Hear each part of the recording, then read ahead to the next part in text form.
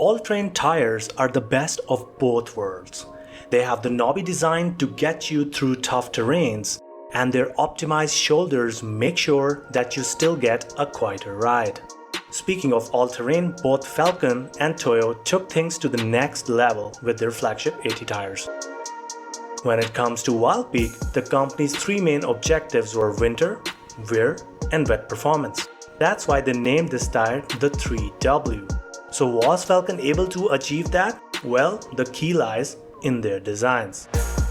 With the tire optimized shoulder blocks, the Falken Wildpeak creates a very biting zigzag longitudinal grooves that separates the tire's central area. Wildpeak has two differently shaped shoulder blocks with varying widths but similar 3D siping. On the inner side, one of them has stepped edges to it, while the other is notched with a deep cut.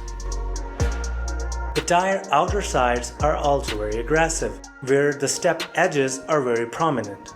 That's why this tire has fewer handling times, both in wet and dry conditions compared to Toyo AT3. So why Toyo AT3 is lacking behind here? Well, when it comes to cornering, the tire sides come into play. Here, the Toyo AT3 overall has less aggressive shoulders. They are very blocky and square where less siping is seen in comparison. And although these shoulders are serrated, you can't find any notches in them. And looking at the outer sides, although they have scoops in them, they are still no match against the multiple saw-toothed edges of the Falken Wildpeak.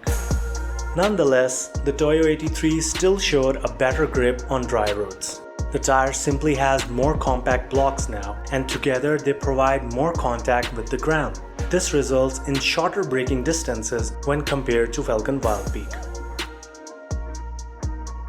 In the middle, the Toyo AT3 features prominent S-shaped blocks, which, to be honest, looks like a Superman's logo. Or maybe it's just me. Do tell in the comments.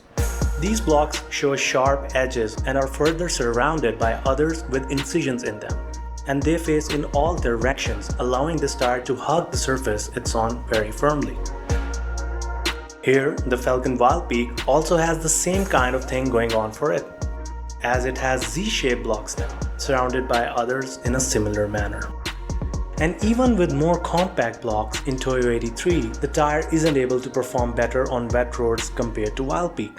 The Wildpeak, having sharp edges and side stairs to its central blocks, form a wider groove pattern while still keeping its traction on road, especially on wet ones.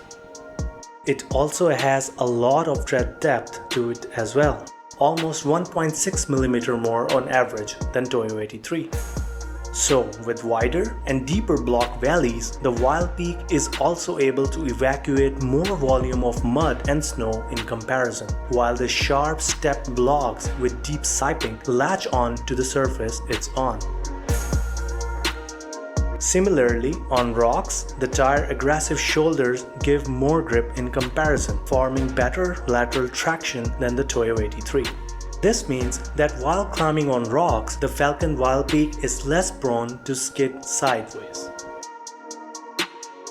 Other than this, both tires are 3-peak mountain snowflake rated. But here, the Toyo AT3 with its 3D wave-like siping and compact but sharp-edged blocks give greater bite when compared to Wildpeak. So overall performance on snow is seen better on Toyo Open Country AT3. Looks like Toyo also has a win here. If we come to the central construction, both tires have two running steel belts covered with 2 plies of polyester wrapped with 2 layers of nylon, which is pretty much the standard with these all-terrain tires. Still, the Falken Wildpeak provides more safety to the most vulnerable part of an all-terrain tire, the sidewalls. Besides having a sidewall lug, Wildpeak also has 2 extra layers of polyamide running around its bead. So here you get a 4-layer sidewall construction instead of Toyo's just 2 layers. This means that the Falken Wildpeak would provide better protection from harsher terrains, especially from sharper rocks. Speaking of sizes, both tires range from 15 to 22 inches, but here the Toyo AT3 provides you with 146 compared to the Falken Wildpeak's 75 total sizes. So what's the verdict? Well, if we talk about the Toyo AT3, the tire did show a good grip, especially on dry roads, but really lagged behind in the handling department. Still, the tire is comfortable to drive on, it produces lesser noise, and with 7 pounds lighter, it can provide you with better mileage. On the other side, with Falken Wildpeak, you are going to get significantly better wet traction and a great off-road performance combined with better durability and longer life. And yes, this tire would also cost you lesser. So, I think it's pretty clear which one is better for you. Do tell in the comments which tire do you want us to compare next. And please don't forget to subscribe. Till next time.